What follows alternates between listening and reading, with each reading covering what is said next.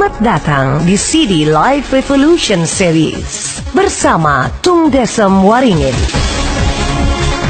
Pelatih sukses nomor 1 di Indonesia versi majalah marketing. Pembicara terbaik di Indonesia versi majalah marketing. The most powerful people and ideas in business in Indonesia versi majalah SWA.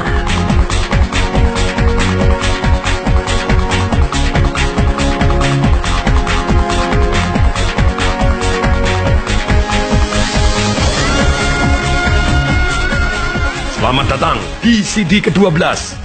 Bagaimana bangkit dari trauma menuju masa depan yang cerah. Sungguh-sungguh saya sangat terkesan. Sudah separuh jalan kita. 12 CD, 12 hari. Kita akan terus maju. Otot kita semakin terlatih dengan kita terus maju dan maju dan maju. Komitmen untuk menyelesaikan. Inilah yang membawa hasil. Suka duka kita jalanin. PR kita buat. Tugas-tugas kita kerjakan. Maka kita akan jadi sukses. Sudahkah Anda mengerjakan PR di CD ke-11? Kalau belum silakan hentikan. Sekali lagi, kerjakan sekarang juga.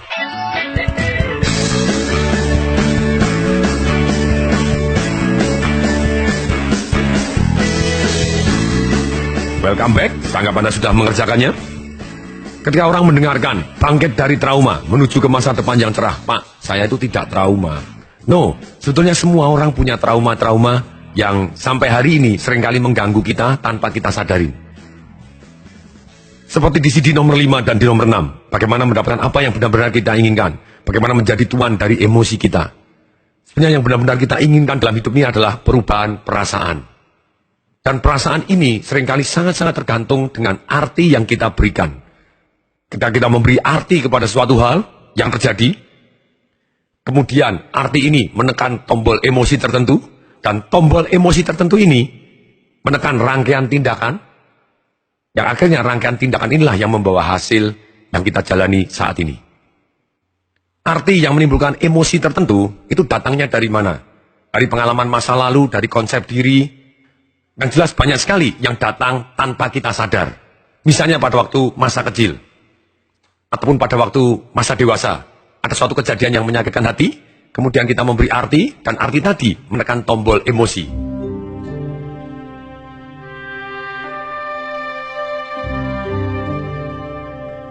Contoh, ada penelitian ahli psikologi yang bernama John B. Watson di tahun 1920-an. Dia mengadakan percobaan. Ada satu anak yang namanya Albert, baru umur 11 bulan. Di percobaan tadi, anak tadi diberikan binatang yang berbulu. Seekor kelinci besar, dan anak itu membelainya. Dia tanpa ingin tahu, tanpa memperlihatkan rasa takut.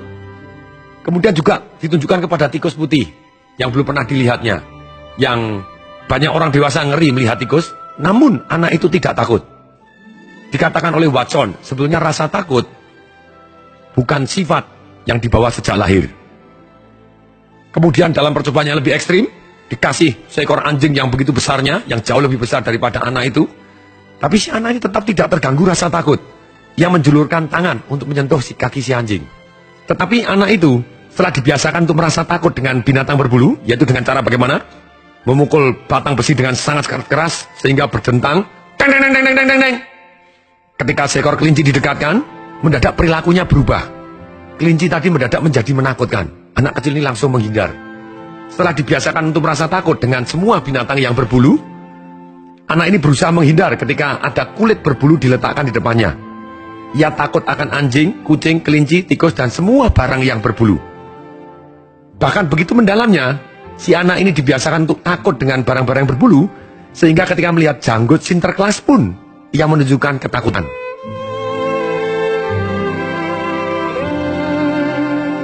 Aha, ini adalah ketakutan yang dibentuk secara tidak sadar, waktu kita masih kecil. Demikian juga banyak trauma anak akan kegelapan, akan tikus. Kenapa kok timbul? Mungkin pada waktu dia melihat tikus kecil dia biasa aja. Tapi reaksi orang tuanya lah yang berteriak-teriak. Tikus! Tikus! Ah! Apa yang terjadi? Langsung dia takut. Dia takut. Kalau tikus aku takut. Padahal sebelumnya dia tidak apa-apa juga. Itu reaksi yang berbeda. Ketika orang tuanya takut, anaknya juga bisa terjadi takut. Kalau orang tuanya memberikan reaksi yang sangat dramatis pada waktu anaknya kecil. Begitu besar, anaknya tidak tahu. Kenapa kok saya takut? Kemudian juga bisa juga ketika kita sudah dewasa, Misalnya ada bintang film yang tidak mau menikah.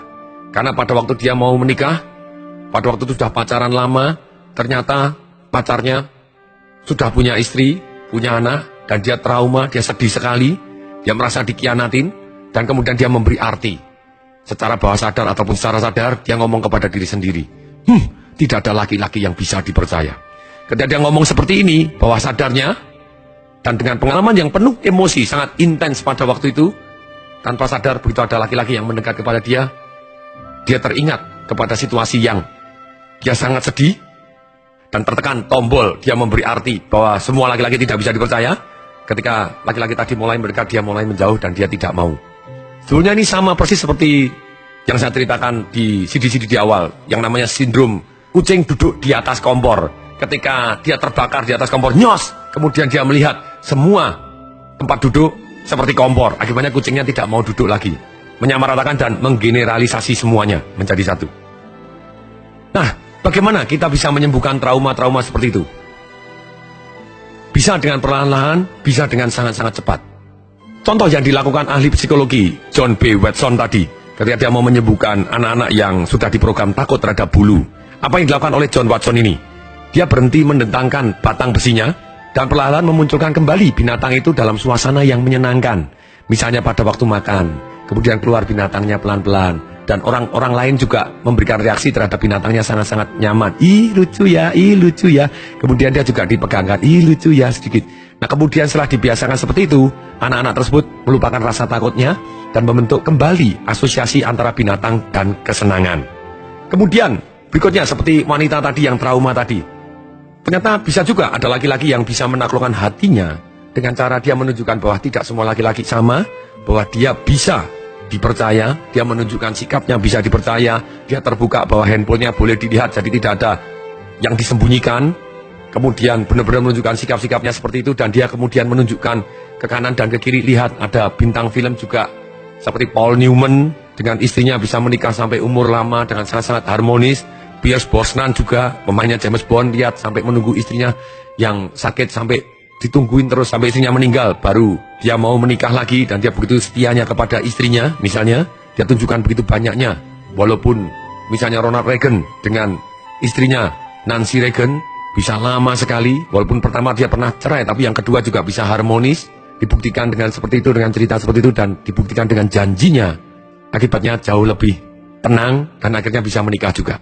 Persis seperti kejadian Michael Douglas yang kecanduan seks sampai istrinya yang lama tidak tahan dan minta cerai karena Michael Douglas sembarangan serong dengan segala macam orang. Kemudian Catherine Zeta-Jones yang pada waktu mau menikah. Kenapa kok Catherine Zeta-Jones mau? Karena dia tahu dia bisa mengendalikan Michael Douglas. Bahkan sempat, ini yang saya dengar, silahkan dicek kebenarannya.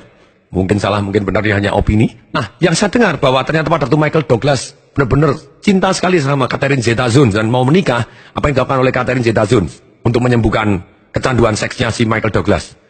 Ngomong dengan sangat-sangat sederhana, dan kemudian dia membuat perjanjian perkawinan. Apabila terbukti kamu serong, berarti seluruh harta kekayaanmu yang termasuk ini diserahkan kepada Catherine Zeta-Jones. Aha, lumayan juga. Akibatnya mereka menikah, dan sementara ini sampai hari ini, semoga sampai selama-lamanya juga gitu ya, mereka bisa harmonis. Belum tahu sampai kapan, tapi yang jelas Michael Douglas ketika dia mau serong secara seksual, secara ngawur, otomatis dia ada satu hal yang painful yang dia hindarin, yaitu kehilangan hartanya semua.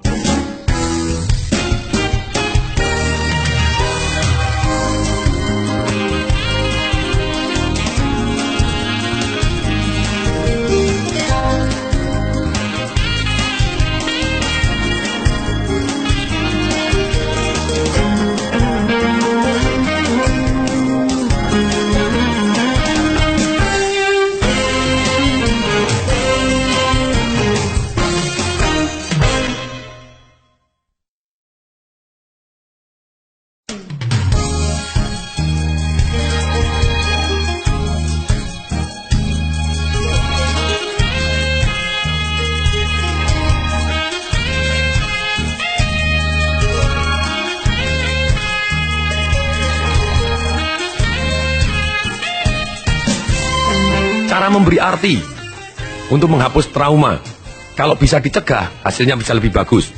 Seperti asisten saya, Pak Diki, pada waktu cerita, tentang membahas tentang masalah trauma. Pada waktu orang naik sepeda ketika jatuh, nah tergantung ketika jatuh kemudian aduh sakit terus kemudian dikondisikan, makanya jangan sepedaan ngeyel terus tabrakan, jadi sakit kan. Nah orangnya jadi trauma malah nggak berani naik sepeda seumur hidup, bisa jadi. Tergantung juga kalau orangnya bandel dari awalnya sudah, kalau setiap dimarahin malah dia menunjukkan aku bisa, mungkin dia tidak bandel, tergantung program yang ada di otaknya. Tapi kita sebagai orang tua, kita juga bisa mendukung anak kita supaya dia bisa mampu. Misalnya seperti yang dikatakan asisten saya, dikatakan begini, dulu waktu dia latihan naik sepeda, pada waktu jatuh, dikasih tahu sama orang tuanya, oh itu jatuh berarti tandanya hampir bisa, ayo mulai lagi. Itu jatuh berarti tandanya hampir bisa, ayo mulai lagi. Wow, arti yang sangat bagus. Mendadak jadi lebih terpacu untuk berlatih sepeda.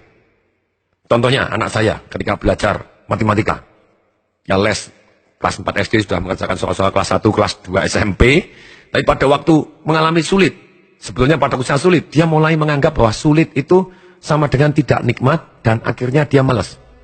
Oh, aku malas ini, aku malas gini, aku tidak mau ini, susah gini.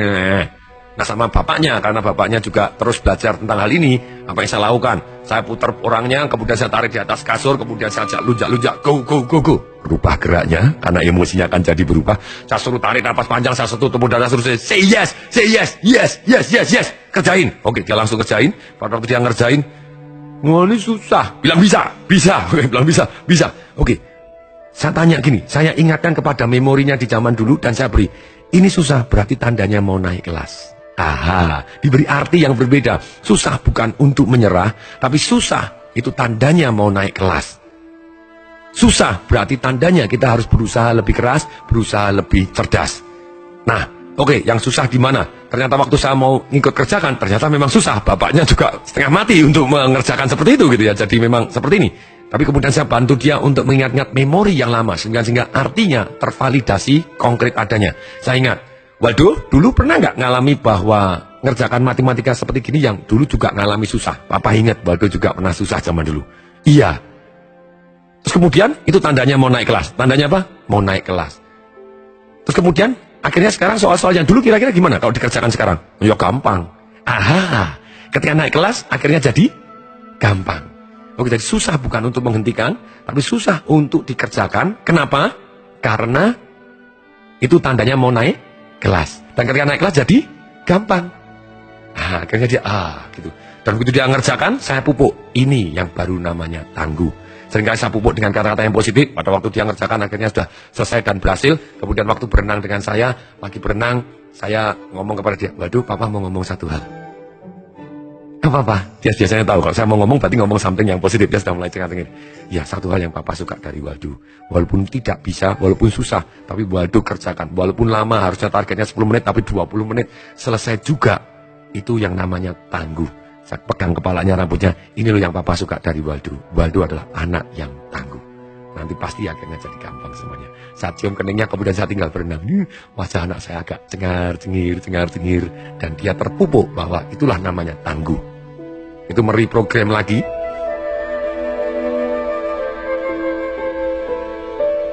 Sebetulnya yang kita pelajarin selama ini dari sekian banyak CD, sudah banyak sekali contoh-contoh orang bagaimana menghapus trauma. Anda dengarkan dari satu CD ke CD yang lain. Sekarang saya akan ceritakan bagaimana secara konkret begitu banyaknya jurus untuk menghapus trauma. Salah satu jurus yang diajarkan di Neuro-Associative Conditioning oleh Anthony Robbins, yang sebagian besar ilmunya dari Neuro-Linguistic Programming yang terus dikembangkan. Salah satunya yaitu dengan scramble. Scramble atau scratching atau rusak pola. Ini kuncinya yang sangat-sangat efektif untuk menghapus trauma. Apa yang dilakukan, apa yang namanya scramble? Scramble itu adalah filmnya dibuat dimaju, mundurkan. Misalnya kita trauma terhadap sesuatu hal.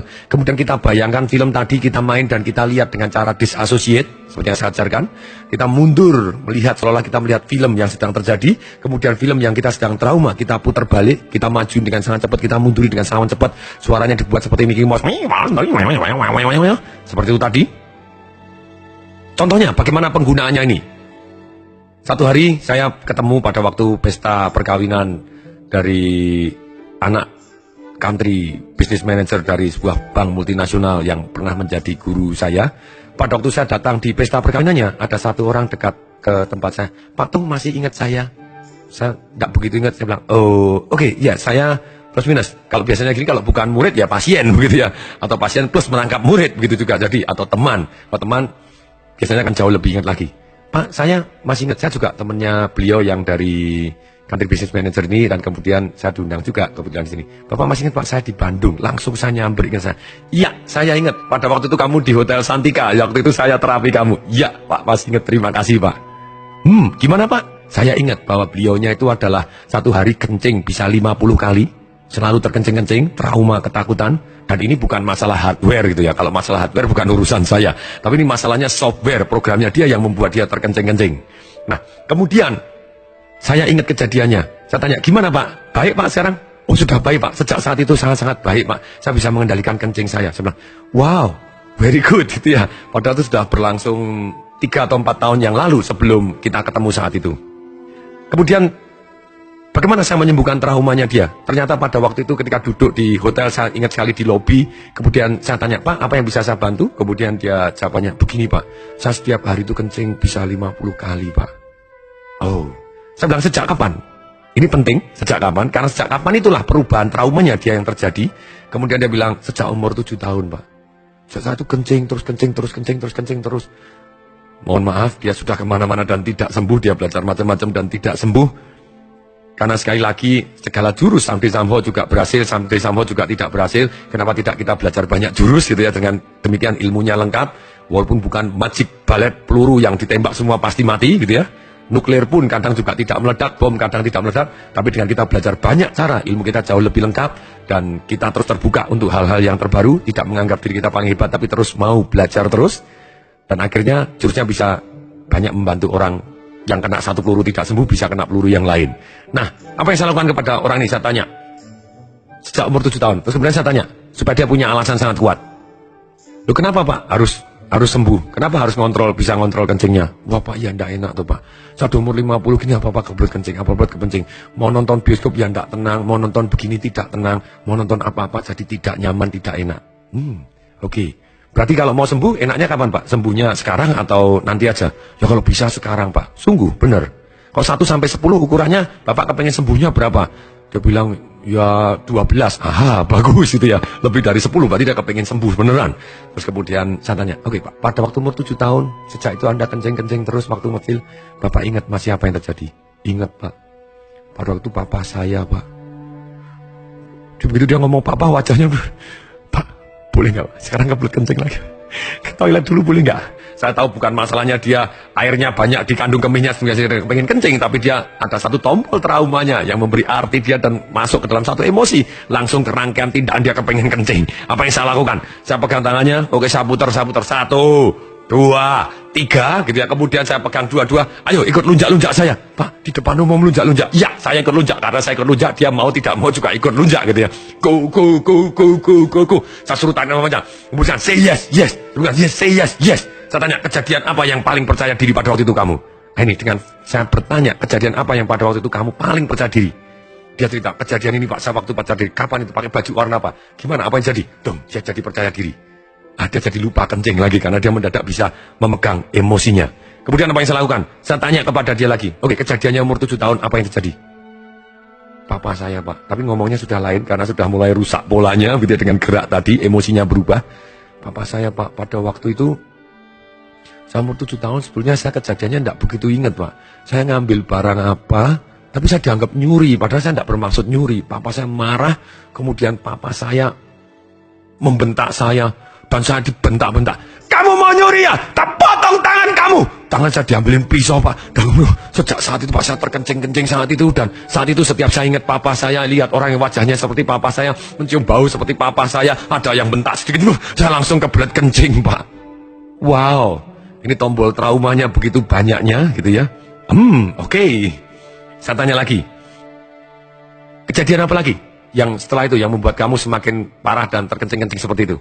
Oh, pada waktu saya umur 7 tahun itu Pak, seminggu setelah itu adik saya perempuan Pak. Waktu itu adik saya nakal, perempuan ditali sama papa saya mau dicemplungin ke sumur. Adik saya teriak, jangan Pak, jangan. Papa saya, mau mati kamu ya, cemplungin ke sumur baru tahu rasa. Sejak saat itu Pak, setiap ada anak kecil nangis, apa saya juga kebel kencing, saya takut ketika anak berteriak, takut. Ada orang nadanya tinggi sedikit, saya langsung takut Pak. Kemudian apa saya lakukan? Saya lakukan rusak polanya dengan scramble, dengan scratching filmnya. Filmnya itu adalah polanya. Apa yang saya lakukan? Oke, sekarang berdiri tegak, saya lari pas, lunjak, go. Saya bilang, bayangkan pada waktu papa kamu mau motong tangan kamu, seolah-olah dengan pisau gini, kamu bayangkan. Kemudian kamu bayangkan, oke ikutin saya, tolong dibom wajahnya, 1, 2, 3, go, boom, bayangin, dibom, boom. Wajahnya jadi jabrik seperti Don King, hidungnya maju seperti Pinocchio, kemudian mukanya merah-merah seperti badut. Kemudian, oke suaranya seperti badut juga, saya pacok loh. Kemudian dia mulai cengar-cengir, oke tolong sekarang filmnya dipercepat. Filmnya diputar ketika dia mau ngomong dan dengan suaranya mau cepat, dimajuin dengan sangat cepat. Pada waktu kejadian kamu ngambil gini terus kemudian dipegang tangannya mau dibaca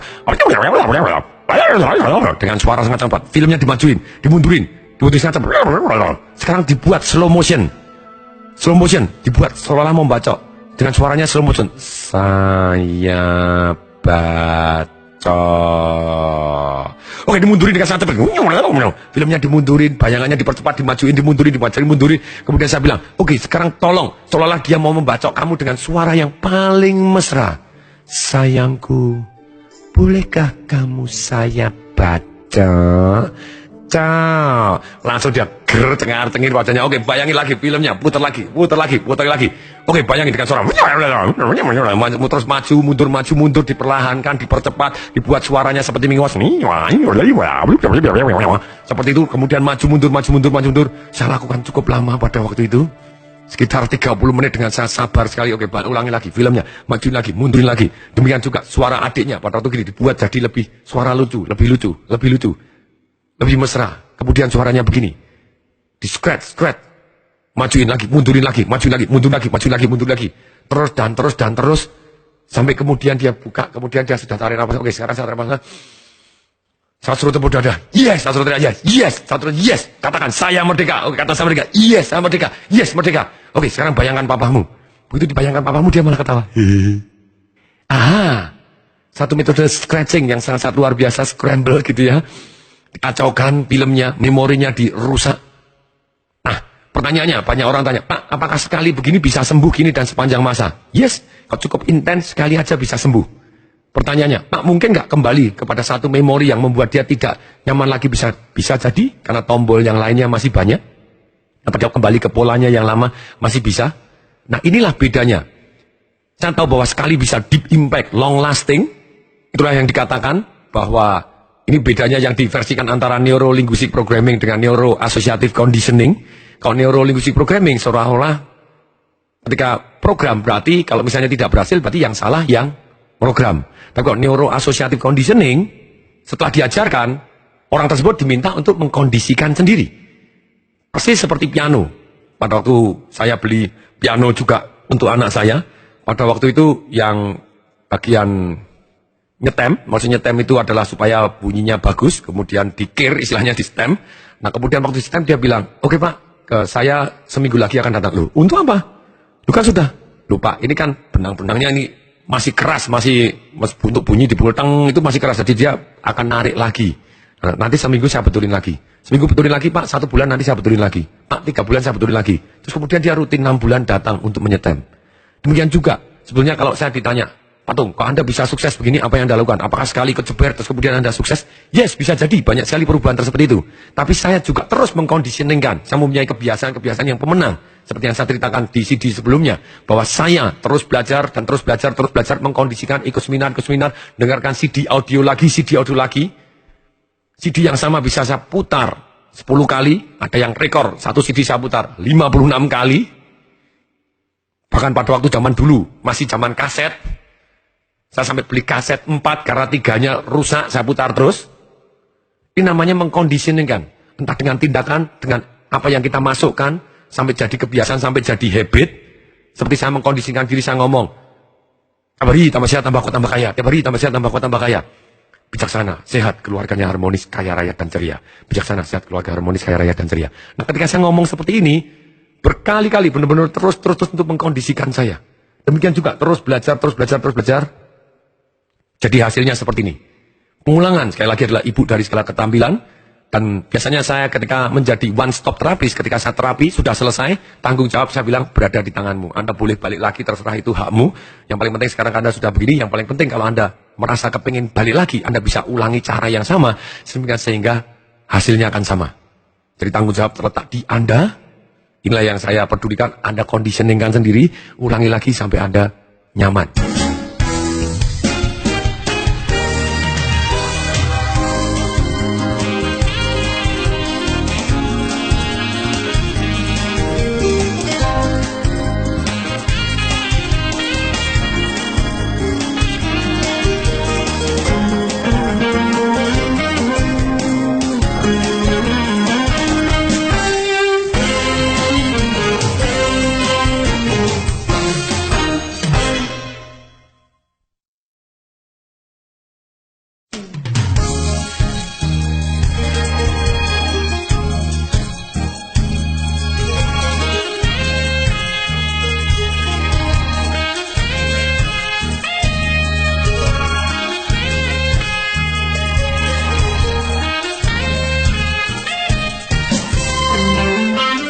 Kemudian cara berikutnya adalah dengan disassociate. Kalau Anda masih ingat bahwa seolah-olah Anda menonton film Anda yang sedang takut, kemudian Anda menjauh, kemudian bayangannya dihentikan pakai sistem frame, jadi di frame dikecilin, kemudian dikasih figuranya warnanya apa dengan detail, terus kemudian warnanya dibuat hitam putih, lebih jauh, menjauh sampai mengecil ditelan oleh matahari. Itu juga kita bisa menyembuhkan trauma kita.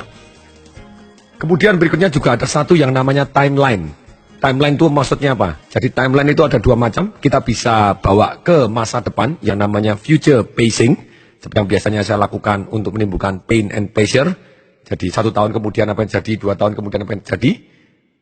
Untuk merubah kebiasaan buruk. Sedangkan juga bisa mundur ke belakang. Jadi pada waktu mundur ke belakang, persis seperti contoh tadi Bapak yang 1 hari kencing 30, 40 sampai 50 kali tadi. Jadi yang namanya timeline itu kita bawa mundur ke tempat dia mulainya, kapan dia traumanya, dan saat itu kita kasih kata-kata yang memperkuat dia. Kalau misalnya dia trauma apa, pernah dibentak, pernah dimarahin, pernah diapain, dan saat itu sangat-sangat trauma, mencekam, kemudian kita minta bayangkan siapa orang yang paling kuat, ataupun orang yang Anda anggap kuat, ataupun kalau dia sangat-sangat imannya sangat kuat, kita ngomong misalnya Tuhan beserta Anda saat itu. Kira-kira Anda ambil keputusan apa? Beri arti yang berbeda seperti apa? Nah ketika pada waktu misalnya dia umur 7 tahun, dia trauma, kemudian kok saat itu Tuhan beserta Anda, sesuai dengan agamanya apapun dia, atau tokoh agama yang dia sangat favorit, yang sangat imannya sangat kuat, kalau dia beserta Anda saat itu, atau dia menjadi Anda menjadi dia saat itu, kira-kira reaksinya gimana? Anda memberi arti apa? Nah saat itu Tuhan bisa memberi arti yang berbeda, kemudian kita bawa kembali ke masa sekarang, selesai traumanya. Kemudian ada juga satu yang namanya menggunakan gamenya John Grinder. John Grinder pada waktu saya belajar New Code of NLP, dia mengajarkan satu gerakan yang menimbulkan sinkron antara otak kanan otak kiri, antara sadar dengan bawah sadar. Caranya bagaimana? Terapi tepatnya yang dilakukan adalah apapun traumanya, atau dalam kondisi lagi malas, atau kondisi dalam tidak senang, atau kondisi dalam tidak pik, atau dalam kondisi loyo, atau kondisi lagi sedih luar biasa, atau ketakutan, atau ragu-ragu, kita minta dia berdiri di satu tempat, duduk juga boleh, silakan di satu tempat, kemudian kita minta untuk mengingat-ingat memorinya, ketika dia lagi loyo, lagi takut, atau lagi sedih, kembali lagi memori, kemudian kita ajak keluar, oke keluar ya, kalau kita pakai lingkaran, boleh dia berdiri di satu lingkaran, kemudian kita keluar dari lingkaran, atau kalau dia duduk di kursi, kemudian kita ajak berdiri, kita melihat dia di kursi, atau sedang yang berdiri di lingkaran. Misalnya kita ambil satu aja, misalnya di dalam lingkaran. Kemudian dia kita ajak keluar dari lingkaran, kita lihat dia. Lihat, itu kamu yang lagi sedih di sana. Kamu bayangkan, kamu yang baru sedih di sana. Kamu keluar dari dirimu, sekarang kamu lihat di dalam lingkaran ini, kamu lagi sedih. Ini sebetulnya juga mengkombinasikan dengan satu yang namanya disassociate, jadi tidak terlibat. Kemudian, kita minta untuk memainkan game. Game itu, silakan Anda catat dan Anda bisa tulis juga. Itu di buku kerja Anda ada, tarik di lampirannya. Yang namanya game John Grinder, karena ini yang menciptakan John Grinder, walaupun saya belajar dari Anthony Robbins juga diajarin, dari John Grinder sendiri juga diajarin gitu ya. Nah game ini terdiri dari Satu, Anda tulis A, B, C, D ke kanan begitu ya. Terus kemudian di bawah juga sampai D, E, F, G, H, I, J, K, L, M, N, O, P, Q, R, S, T, U, V, W, X sampai Z juga boleh. Biasanya sampai X saja. Jadi atasnya. Kemudian di atas A itu kita tulisin R, ada L. Jadi di bawah A, B, C tadi ada R, ada L, ada T. Terus macam-macam. Dan R, L, dan T ini kalau kita mulutnya baca A, kalau di bawahnya ada tulisannya R, berarti tangan kanan kita naik ke atas. Kalau kita baca misalnya apapun, misalnya E, pada waktu E, ternyata di bawahnya ada tulisan L, berarti tangan kiri kita harus ke atas. Kemudian pada waktu mulut kita misalnya baca apapun, misalnya apapun kita boleh diganti-ganti, misalnya ada huruf M, kemudian di bawahnya ada tulisannya E, berarti tangan dua kita harus ke atas. Ini mensinkronkan otak sadar dan otak bawah sadar. Yang diajarkan oleh John Grinder, maksudnya apa? Dia diminta kita untuk fokus 100% dan kemudian kita juga subconscious di sana 100%. Persis seperti orang yang juara balap mobil, misalnya Michael Schumacher. Ketika dia dengan kecepatan 380 km per jam, melakukan tikungan ataupun di jalan yang lurus sangat-sangat cepat, apa yang jadi? Dia fokus di sana 100%, tapi dia juga relax 100%. Subconsciousnya berada di sana. Kalau orang terlalu tegang, terlalu intens di fokus, seringkali hal-hal yang lain dia tidak bisa melihat. Contohnya, biasanya kalau di dalam seminar, orang saya minta tangan kanan dan kiri telunjuknya. Misalnya Anda juga hari ini coba tes, coba lakukan Anda. Tangan kanan dan kiri telunjuknya dia taruh ke atas di sebelah samping kanan mata Anda gitu ya. Kanan agak sudut 18 derajat begitu ya. Dan kemudian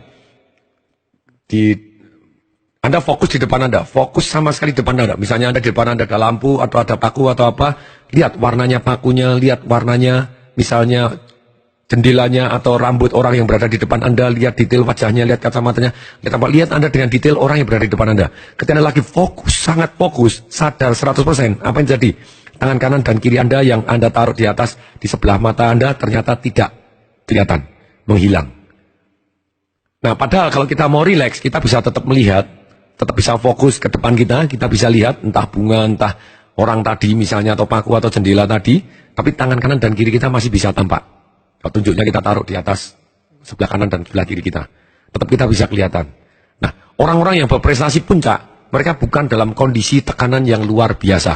Kalau mereka dalam kondisi tekanan yang luar biasa, misalnya orang kepingin ikut kejuaraan, itu ada peribahasa di Cina cerita tentang satu orang jago panah yang luar biasa, dia kena terus, dia sambil meremaja bisa kena. Terus kemudian pada waktu dia ikut lomba untuk memperebutkan putri kerajaan, ternyata apa yang terjadi? Dia begitu tegangnya malah jadi luput akhirnya kalah. Ini yang terjadi. Kalau kita tidak bisa rileks, tapi tetap fokus, seperti bayangkan kalau misalnya Michael Schumacher sedang lomba balap mobil, kemudian dia tegang sekali, dia fokus sekali di sana, mungkin refleksnya hilang. Nah, ini yang penting. Kemudian, tapi kalau dia hanya menggunakan refleks, dia tidak bisa fokus, tidak melihat kanan kiri dengan waspada juga, ada kondisi bahaya juga. Jadi dia fokus di sana, dan kemudian subconsciously berada di sana juga. Istilahnya kita fokus di sana, peripheral. Pandangan peripheral itu walaupun mata kita ke depan, kanan dan kiri kita bisa peka dan melihat. Ini peripheral. Nah, kemudian game ini dilakukan dari atas ke bawah, sampai kita merasa nyaman, rileks. Misalnya ada A, tangan kanan ke atas, kemudian B, pada waktu di bawahnya ada tulisannya L, berarti tangan kiri ke atas. Kemudian C, ternyata L lagi di bawahnya C, kemudian kita tangan kiri juga ke atas lagi. Dan kemudian misalnya D, di D ternyata di bawahnya tulisan D, ada tulisannya R, kita tulis sendiri juga bisa. Kemudian tangan kanan kita ke atas. Misalnya E, di bawah E ternyata ada T, berarti tangan dua kita ke atas. Dari atas sampai bawah, sampai lancar, sampai rileks. Kalau Anda tidak bisa, berarti Anda tidak rileks, Anda terlalu tegang. Ini salah satu yang miss ketika Anda termotivasi luar biasa, sangat-sangat tegang, Anda bisa dalam kondisi bahaya.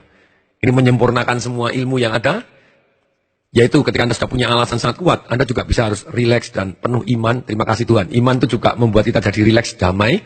Jadi akibatnya perjuangan kita jauh lebih lancar, karena kita merasa sudah. Nah, demikian juga game ini membuat kita menjadi rileks, tapi fokus 100% juga. Peripheral ada di sana, fokus ada di sana. Kemudian setelah sampai di bawah lancar, kemudian kita mulai dari bawah ke atas, dibalik.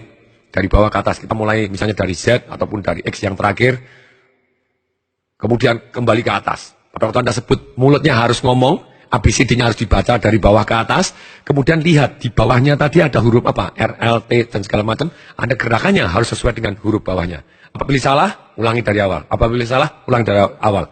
Kalau terlalu banyak salah, harus jalan-jalan dulu, relax dulu, istirahat dulu, kendorkan badan, lunjak-lunjak dulu, baru mulai jalan.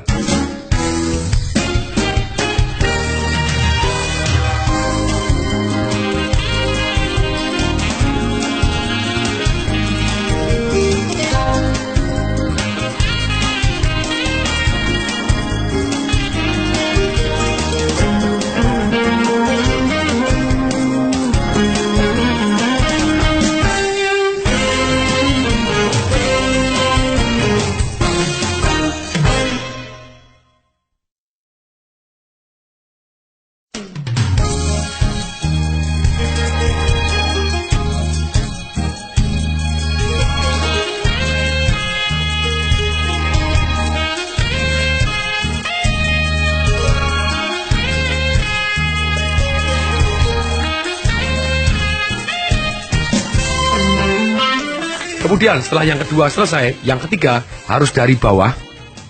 Dari bawah Anda naik ke atas. Sekarang pakai kaki. Kalau misalnya Anda ngomong X di bawah, X itu ternyata hurufnya R, berarti tangan kanan ke atas, kaki kiri ke atas. Jadi cross. Ini otak kanan, tak kiri, sambungkan biar center. Terus kemudian misalnya W, pada waktu habis X kita W, apa yang terjadi? Ternyata di W misalnya ada tulisan di bawahnya W adalah T, berarti kita harus tangan dua ke atas, kaki ikut diangkat dua-duanya, jadi lonjak. Tangan kedua kaki lonjak, diam. Nah, kemudian kalau di bawahnya adalah L, berarti tangan kiri ke atas, kaki kanan ke atas. Jadi cross, kemudian otak kanan, otak kiri, cross, kanan kiri, sampai atas, sampai relax. Kemudian kita sampai merasa center, sampai nyaman, sampai nikmat mainkan game ini. Kemudian kita kembali ke tempat dalam lingkaran tadi. Kemudian Anda ingat-ingat kembali peristiwa yang tadi menimbulkan Anda sedih, trauma, ataupun yang menakutkan. Rasakan perasaan Anda. Atau lagi malas tadi, mendadak malasnya hilang, mendadak takutnya hilang, traumanya hilang, sedihnya bisa hilang. Kita mendadak center, ada masalah? Tidak ada itu. Mendadak juga bisa jadi relax. Misalnya, ini juga bisa dikombinasi, yang namanya Circle of Excellency, itu salah satu cara terapi juga, untuk menyembuhkan kita dari trauma, entah takut bicara depan umum, ataupun takut apapun, takut terjun payung, takut-takut yang menarik begitu. Apa yang kita lakukan? Kita lakukan dengan cara yang sangat cepat, yaitu kita minta orangnya berdiri di depan, kita tanya, gimana? Bayangkan pada waktu Anda takut. Misalnya lagi terjun payung, atau takut bicara depan umum. Gimana kalau kamu sekarang ini, apa yang kamu rasakan? Takutnya gimana? Oh dia takutnya mencekam, oh gini. Oke, ingat-ingat ya, tempat ini adalah tempat kamu merasa takut. Ini sebenarnya kita membuat cantolan, tempat tadi dianggap sebagai tempat yang menimbulkan rasa takut. Kemudian kita minta untuk keluar dari lingkaran tadi. Kemudian kita lihat orangnya. Kita seolah-olah melihat diri kita berada di dalam lingkaran tadi. Yang lagi takut, atau yang lagi trauma, lagi sedih, apapun. Kemudian, atau yang tidak bisa ambil keputusan, atau yang lagi ragu-ragu, lagi malas. Kemudian kita tanya kepada orang tadi, yang kita tapi. Kita tanya, siapa yang orang kira-kira dalam posisimu pasti berani? Entah bicara di depan umum, atau entah yang pasti bisa menghadapi masalahnya, pasti bisa ambil keputusan dengan percaya diri, pasti jadi berani. Kita tanya, siapa orang itu? Siapapun. Kemudian misalnya kita bayangkan, kalau saya pribadi dulu, pada waktu takut bicara depan umum, saya keluar lagi takut, lagi ragu-ragu, saya keluar, saya bayangkan, kalau Anthony Robbins pasti berani. Oh, kalau Anthony Robbins, nah kemudian kita minta melakukan personalifikasi. Maksudnya apa? Menjadi seperti orang yang dianggap kita sukses, pasti berhasil. Kalau kita menjadi dia, pasti berani dan pasti bisa mengatasi masalahnya. Nah, kemudian kita jadi satu. Waktu itu saya bayangkan, kalau saya seorang Anthony Robbins bagaimana? Berdirinya bagaimana? Geraknya bagaimana? Ngomongnya gimana? Disuruh melakukan geraknya dan ngomongnya gimana? Nadanya gimana? Nah, ketika nadanya gimana? Seperti yang Anda dengarkan, sekarang mendadak ada saya jadi semangat. Karena saya melakukan satu yang menjadi satu dengan Anthony Robbins, saya jadi semangat. Kemudian kita jalannya seperti apa? Setelah jalannya kembali apa? Kemudian kita minta kembali orang tadi ke tempat lingkaran tadi. Betul, kembali ke lingkaran tadi, rasakan gimana rasanya. Apalagi dirasakan kemudian dia agak mungkin bisa kembali ke memori lama, bisa kembali ke yang semangat. Kalau dia masih kembali ke memori yang lama, dia Pak, ini takut lagi Pak, ini lagi ini. Kemudian kita tolong berdiri agak tegak, kemudian kita minta bayangkan. Misalnya orang yang yakin kalau menghadapi masalah Anda ini pasti berani, pasti bisa, pasti ambil keputusan dengan mantap dan cepat. Kalau orang tadi berada di depan Anda, kita tanya, enaknya gimana? Orang tadi menghadap Anda atau membelakangi? Terserah, membelakangi boleh, menghadap boleh. Kemudian bayangkan, Anda masuk ke dalam orangnya, atau enak orangnya masuk ke dalam Anda. Silakan semua orang sendiri-sendiri. Nah, kemudian begitu dibayangkan masuk, badannya biasanya akan naik, set, langsung jadi lebih percaya diri. Kemudian jadi lebih berani. Ketika lebih berani, kemudian kita suruh jalan. Jalan, oke, pada waktu jalan. Pada waktu jalan, jalannya gimana? Ngomongnya gimana? Butuh ngomongnya gimana? Ayo ngomong yang benar lagi, ngomongnya gimana? Yang lebih keras gimana lagi? Langsung jadi berani. Salah satu murid saya di train for firework trainer, dia kepengen jadi trainer tapi takut bicara di depan umum. Dengan cara ini sebetulnya tetap lagi. Satu ditanya dulu, kenapa sih mau bicara depan umum? Apa alasannya? Apa ruginya sih kalau enggak bicara? Nah, kita bimbing dengan pertanyaan seperti ini, mendadak alasannya sangat kuat. Nikmatnya apa kalau berani bicara di depan umum? Oh, nikmatnya ini, dia sudah termotivasi. Oke, mau cara cepat atau cara lama? Oh, cara cepat, Pak. Mau sekarang atau besok? Ya, sekarang, Pak. Berarti dia termotivasi. 1-10 keinginanmu untuk bicara di depan umum dengan lancar berapa? 15, Pak. Wow, very good. Berarti termotivasi, gitu ya. Apa yang saya lakukan? Pakai ini jurus satu yang namanya Circle of Excellence ini yang dikasih nama oleh Anthony Robbins, jurusnya yaitu New Orleans Drill. Kenapa namanya New Orleans Drill saya tidak tahu, tapi yang penting kita tahu caranya dan bisa memanfaatkannya. Orang tadi saya suruh berdiri di dalam lingkaran, dalam kondisi takut, kemudian begini, nah takut, kemudian saya suruh keluar, saya suruh lihat dia di dalam lingkaran seperti ini, gimana? Oh ya, karena dia disassociate, dia melihat dia yang takut, dia sendiri jadi tidak begitu takut. Oke, siapa kira-kira orang yang bisa jadi pembicara? Menurut kamu sangat-sangat dahsyat. Dia ngomong, Pak Tung Desemwaringin, terima kasih, saya bilang gitu. Oh, kalau Pak Tung kira-kira ngomongnya gimana? Dia bilang, selamat pagi, apa kabar? Tangannya juga di telinga, seperti gayanya, seperti saya kalau membuka acara gitu ya. Siapa yang ingin sedikit lebih kaya? Persis seperti saya pada waktu buka seminar, khas sekali dengan caranya Tung Desemwaringin. Kemudian, oke, gimana? Kalau kamu gini rasanya gimana? Berani, oke, mantap. Sekarang masuk kembali ke lingkaran. Masuk ke lingkaran, begitu dia masuk ke lingkaran, bes, lupa, takut lagi, Pak. Nah, ternyata masih memori lamanya. Oke, sekarang saya minta, bayangkan. Tung Desemwaringin berada di depanmu. Enaknya menghadap kamu atau membelakangi? Menghadap saya, Pak.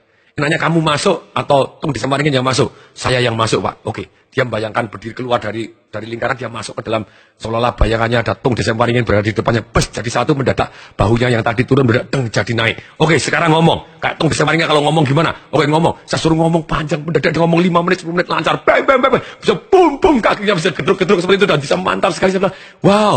Di depan teman-temannya satu kelas langsung, wow. Langsung mantap sekali, mendadak jadi pembicara yang luar biasa dahsyat. Tapi inilah yang terjadi, itu namanya New Orleans Drill. Saya sembuhkan seorang kiai yang takut dari terjun payung, trauma, pernah keseret dengan cara yang sama juga. Hanya hitung 5 menit bisa sembuh. Sekali lagi kalau ditanya, apakah ini berefek kini dan sepanjang masa? Yes. Tapi kembali lagi, kalau kumat lagi mungkin nggak jadi takut. Mungkin aja, tinggal dilakukan hal yang sama. Itu namanya conditioning. Jadi Anda New Orleans Drill lagi, bum bum bum, Anda jadi berani, jadi kuat. Masih banyak sekali, jurus-jurus banyak sekali. Mungkin kalau saya satu persatu jurus-jurus ini bisa sampai 50 kaset bisa jadi. Karena ada contohnya, masing-masing kasus adalah kas. Tapi yang paling penting kalau kita mau membantu orang menyembuhkan trauma, atau kita menyembuhkan trauma diri kita sendiri, yang paling penting itikadnya. Kalau kita mau membantu orang, itikat kita berada di sana 100% bahwa saya mau membantu Anda. Ternyata hidup kita jauh lebih baik dan cara-cara kita jauh lebih tepat dan kreativitas kita meledak dan kita bisa membantu orang dengan sangat-sangat baik.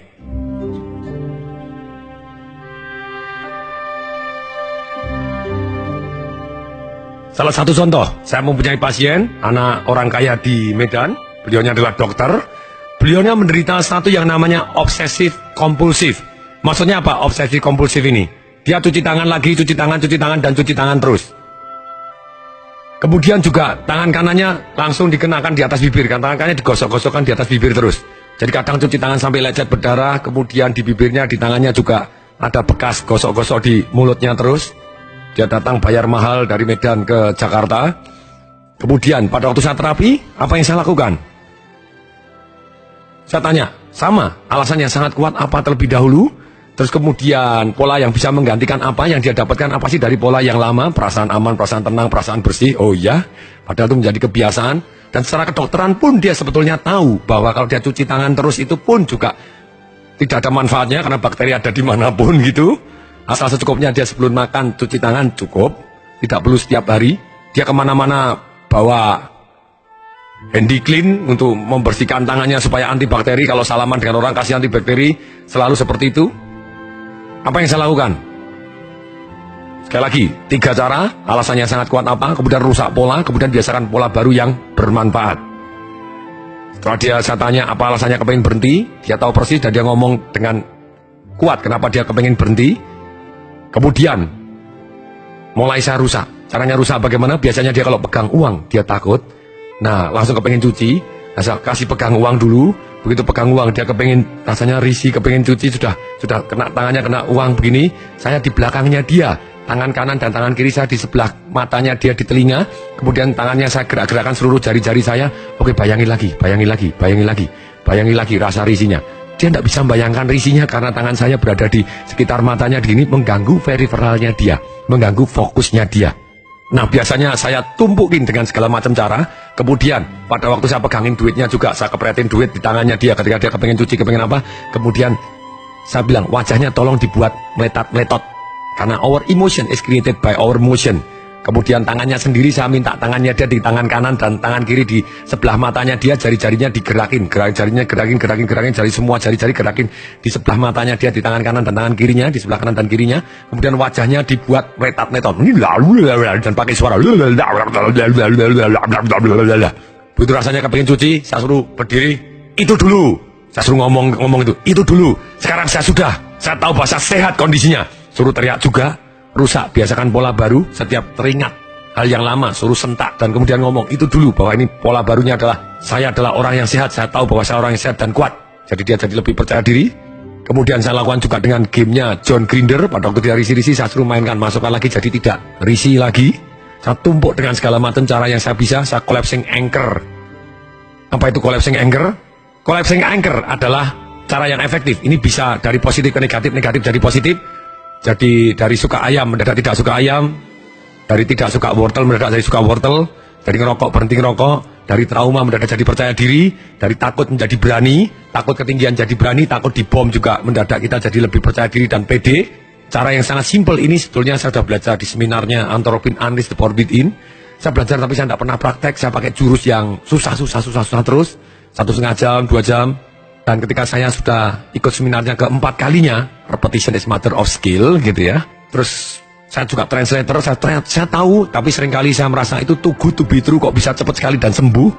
Tapi ketika satu pasien saya pakai terapi dengan cara ini tidak bisa, itu tidak bisa, ini tidak bisa. Akhirnya saya masih ingat, saya masih punya satu stop yang paling gampang, yang saya tidak percaya dan tidak pernah saya praktekkan. Kemudian saya praktekkan, boom, 5 menit. Hei, berhenti ngerokok. Dari takut, wih, jadi berani.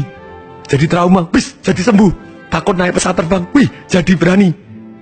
Nah, malah mulai dari saat itu sampai hari ini, kalau boleh ngomong, 80% pasien saya selesai dengan satu collapsing anchor saja.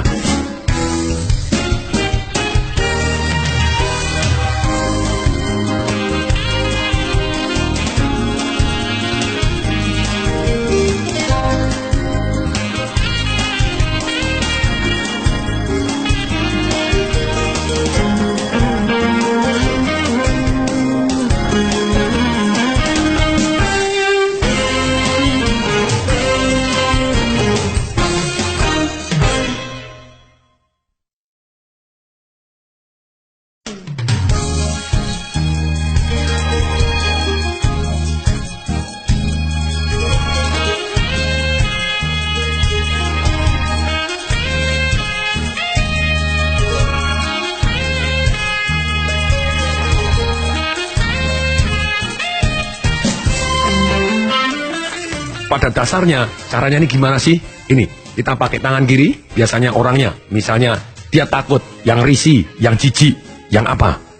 Silakan, seperti tadi, tangan kiri. Tangan kiri saya suruh, enggak, biasanya bukan tangan kiri, tapi adalah tangan yang tidak dominan.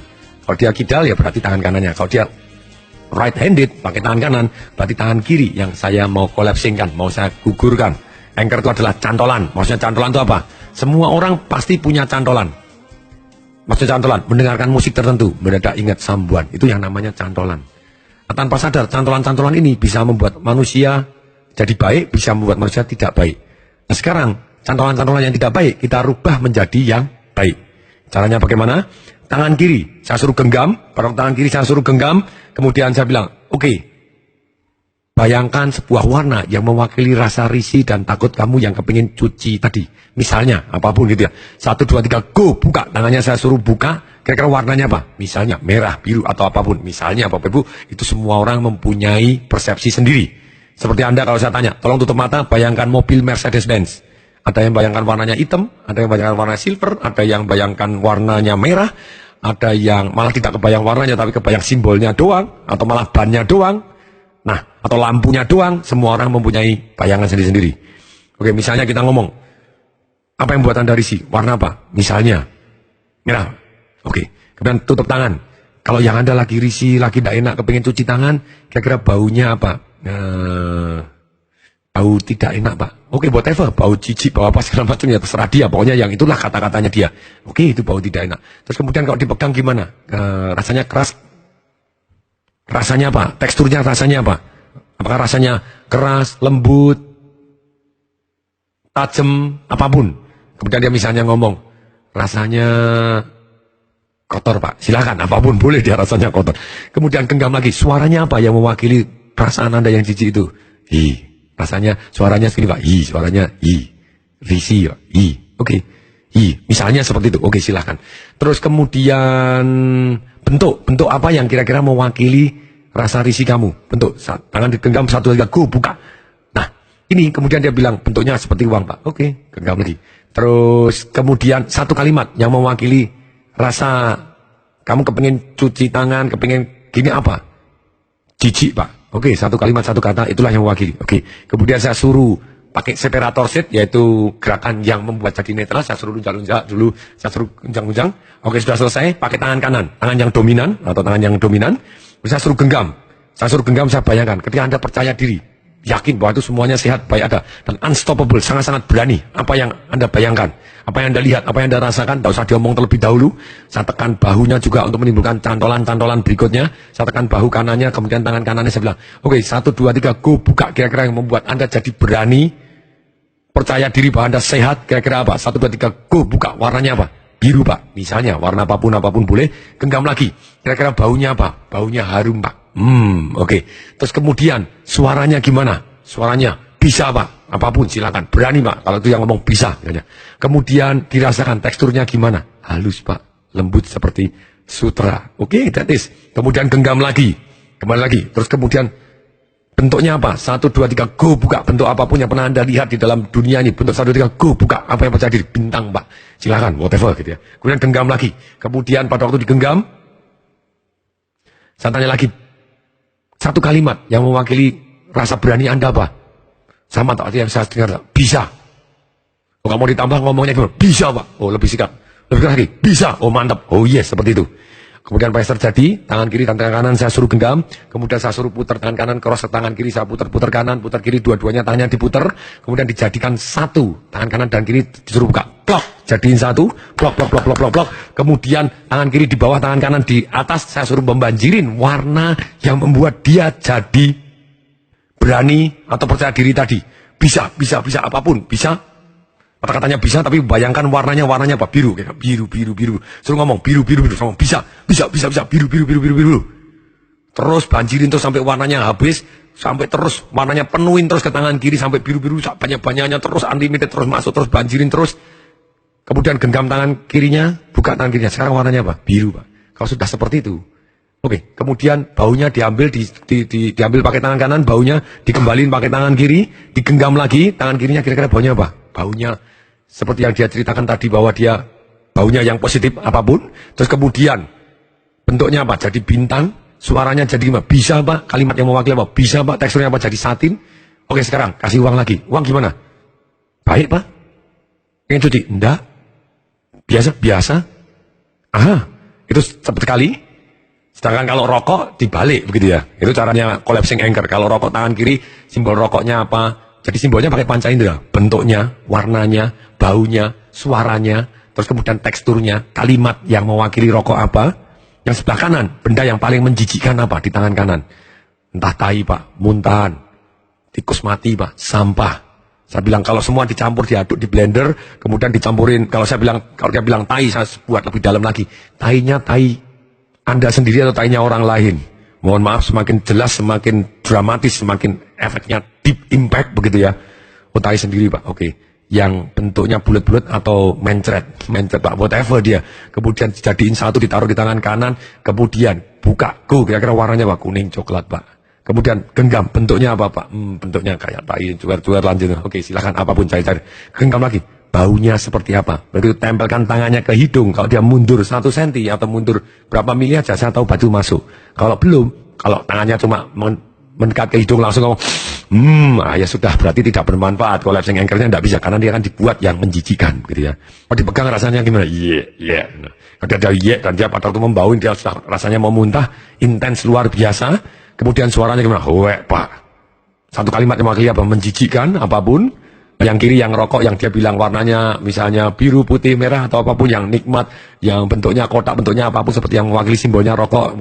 Suara apa yang Anda dengar, suaranya kritik-kritik, atau suara orang itu apapun. Kemudian ketika dikolab jadi satu, bang, tangan kanan dan tangan kiri, warnanya dicampur, tangan kanannya yang membanjirin tangan kirinya yang rokok tadi, coklat kuning, coklat kuning, coklat kuning, coklat, dan kemudian baunya diambil, dijadiin satu, diunyak-unyak, kemudian ketika tangan kiri didekatkan ke hidung, saya tanya, baunya Pak? Iya. Dia baunya menjijikkan Pak. Warnanya Pak kuning, coklat Pak, wajahnya meletot-meletot, kagak karuan seperti itu. Itu just perfect. Selesai terapinya. Langsung dikasih tes, kasih rokok. Nah, rokoknya didekatkan hidung dia. Kalau didekatkan hidung dia masih hidungnya mendekat, harum, berarti belum berhasil. Kalau dia baru deketin sudah mundur, coba rokok, muntah, tamat, sekali dan selama-lamanya. Sekali lagi, apakah dengan program seperti ini bisa kumat lagi? Bisa. Tapi yang paling penting tahu caranya, gitu ya. Tinggal diulangi lagi. Collapsing anchor dibuat yang menjijikkan, dia jadi tidak mau rokok lagi. Trauma juga sama. Kena bom Marriott, salah satu pimpinan bank, dengan cara yang sama, collapsing anchor, tangan kiri. Apa yang kamu bayangkan dengan bom?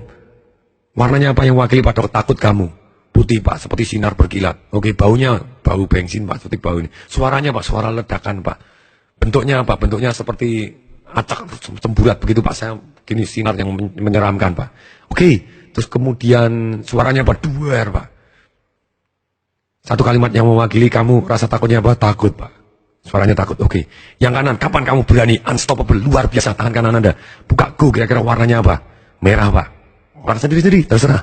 Kemudian, karena peristiwanya kapan tepat Anda berani? Oh, waktu ini Pak, waktu ini Anda berani. Unstoppable, luar biasa, sangat semangat, percaya diri, berani, luar biasa. Coba bayangkan 2 kali lipat, lebih intens, lebih jelas, lebih terang. Ini dibuat lebih intens, lebih jelas supaya memorinya lebih kuat, cantolannya. Kemudian katakan lagi, suara apa yang Anda dengarkan? Oh, seperti kelinting-kelinting Pak, suara kelinting-kelinting lonceng. Very good, yang buat Anda percaya diri. Kemudian baunya gimana? Harum Pak, seperti bau mawar. Whatever, silakan. Terus kemudian rasanya gimana? Halus. Kalau tadi yang tangan kiri rasanya seperti tajam-tajam, yang kanan halus, lembut. Satu kata yang mewakili rasa berani apa? Dahsyat Pak, berani Pak. Apapun kata-katanya dia. Kemudian kita tangan kanan dan kanan kiri diputar, weng, jadiin satu tangan kanan dan kiri, klok, klok. Kemudian banjirin warna yang berani, merah, beng, jadi berani. Kadang kalau saya tidak punya waktu, saya sampai hanya warna. Tapi kalau itu saya baunya dijadiin satu. Sekarang diproses dengan tangan kanan, dikembali lagi ke tangan kiri. Kira-kira baunya jadi apa? Harum Pak. Teksturnya jadi apa? Saya tidak ingat. Oh, jadi lembut Pak. Suaranya Pak, dahsyat Pak, berani Pak. Apapun yang mewakili dia berani. Saya ngomong yang lebih mantap lagi, ngomong dahsyat Pak, berani Pak, yang yakin Pak. Oke, berarti besok makan di Marriott, mau? Mau? Padahal tadinya tidak pernah berani lewat di sana. That is so amazing. Saya bilang, kalau begitu besok langsung seketika makan di Marriott. Oke. Ketika itu terjadi, hasilnya sangat-sangat fantastik. Yang bersangkutan SMS, terima kasih Pak Tung, 5 menit merubah hidup saya. Saya sudah pernah ke mana-mana, ada yang 7 bulan menerapi, saya ngasih obat juga, saya nggak sembuh. Tapi sekarang dalam 5 menit sudah sembuh. Terima kasih Pak Tung, saya mendapatkan keberanian saya sendiri. Wow, so good. Nah, bagi kita sendiri, kalau kita mengalami sesuatu hal yang trauma, pelatih kuda tahu ketika orang yang belajar naik kuda jatuh, kalau dia biarkan tidak naik kuda dan pulang, kecuali dia sakit parah, pingsan atau harus dibawa ke dokter gitu ya, tidak bisa disuruh naik lagi. Tapi kalau dia masih memungkinkan untuk naik lagi, biasanya pelatih kuda tadi akan membuat orang tadi, please naik terlebih dahulu ke kudanya. Begitu naik ke kudanya, dituntun pelan-pelan. Jadi dengan demikian, orangnya jauh lebih berani dibanding pada waktu puncak emosinya dia jatuh, dia takut, di stop sampai di sana. Ketika takut tadi lewat, beda kita jadi berani atau minimal tidak trauma separah kalau kita stop pada waktu kita takut. Misalnya Anda takut kegelapan, begitu takut kegelapan, kalau Anda lagi takut sampai mencekam, takut, terus Anda kemudian dibantu waktu Anda takut, akhirnya dibukain, Anda jadi tetap takut gitu ya. Tapi ketika Anda membiarkan diri sendiri sampai lewat, rasa takut tadi lewat, mendadak Anda jauh lebih berani. Nah, caranya supaya mengontrol emosi pada waktu takut terjadi, rusak pola, rusak gerakan, rusak fokusnya, pindahkan fokus seperti yang sudah diajarkan, keyakinannya Anda, rubah kata-kata Anda, hasilnya kita akan jadi lebih berani. Kalau saya motivasi anak-anak untuk outbound training, naik ke atas. Ada anak, aku dari kecil tidak boleh naik ke atas, kamu dari kecil takut ke atas. Daripada harus berani, tidak usah pakai kata-kata. Saya putar orangnya, saya suruh jalan, go. Say yes, say yes, naik ke atas. Oke, mendadak langsung naik ke atas. Rusak pulanya, seketika jadi berani. Ini, sometimes begitu fantastiknya, hitung menit langsung beres, dan ketika dia sudah naik ke atas, begitu turun, saya bilang, bisa kan? Bisa. Selalu ingat. Kalau kamu lagi ngalami takut, ingat hari ini. Kamu takut, kamu jalani juga, akhirnya bisa. Selalu ingat hari ini. Iya Pak. Nah, langsung dia jadi lebih berani lagi dalam menghadapi hidup. Hidupnya tidak akan pernah sama lagi. Ketika saya menjalankan seminar jalan di atas bara api, sama persis. Rubah geraknya lunjak, go, yes. Orangnya jalan, go, bum, jalan. Begitu setelah jalan di atas bara api lewat, tanya kepada diri sendiri. Kalau ini bisa, apalagi yang bisa? Inilah yang membuat kita jadi berani menatap masa depan yang sangat cerah. Sekarang sampailah ke tugas Anda, PR Anda. Nah, sekarang Anda menerapi diri Anda sendiri, tugas Anda, cari masa lalu yang mengganggu Anda. Kemudian setelah Anda cari satu, yang mengganggu Anda selama ini apa, kebiasaan buruk.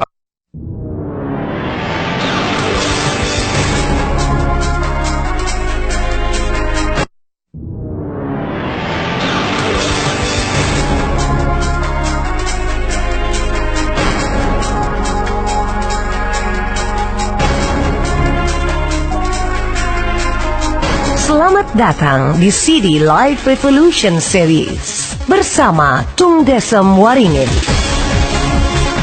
Pelatih sukses nomor 1 di Indonesia versi majalah marketing. Pembicara terbaik di Indonesia versi majalah marketing. The most powerful people and ideas in business in Indonesia versi majalah SWA.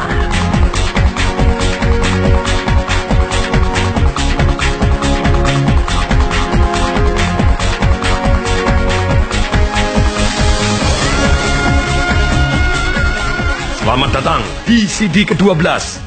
Bagaimana bangkit dari trauma menuju masa depan yang cerah. Sungguh-sungguh saya sangat terkesan. Sudah separuh jalan kita. 12 CD, 12 hari. Kita akan terus maju. Otot kita semakin terlatih dengan kita terus maju dan maju. Komitmen untuk menyelesaikan. Inilah yang membawa hasil. Suka duka kita jalanin. PR kita buat. Tugas-tugas kita kerjakan. Maka kita akan jadi sukses. Sudahkah Anda mengerjakan PR di CD ke-11? Kalau belum silakan hentikan, sekali lagi, kerjakan sekarang juga.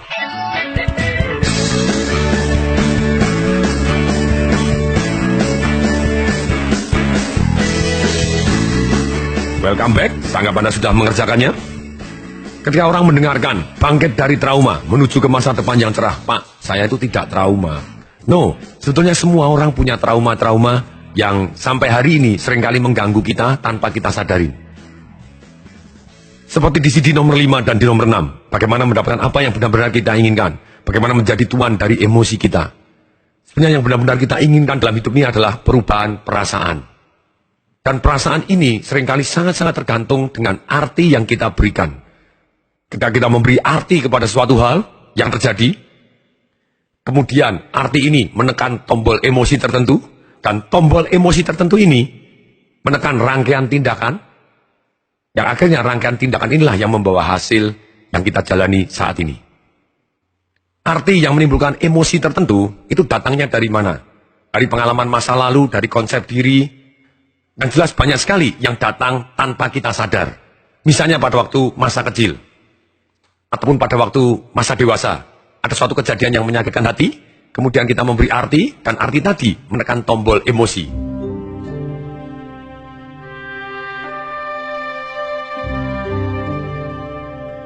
Contoh, ada penelitian ahli psikologi yang bernama John B. Watson di tahun 1920-an. Dia mengadakan percobaan. Ada satu anak yang namanya Albert, baru umur 11 bulan. Di percobaan tadi, anak tadi diberikan binatang yang berbulu. Seekor kelinci besar, dan anak itu membelainya. Dia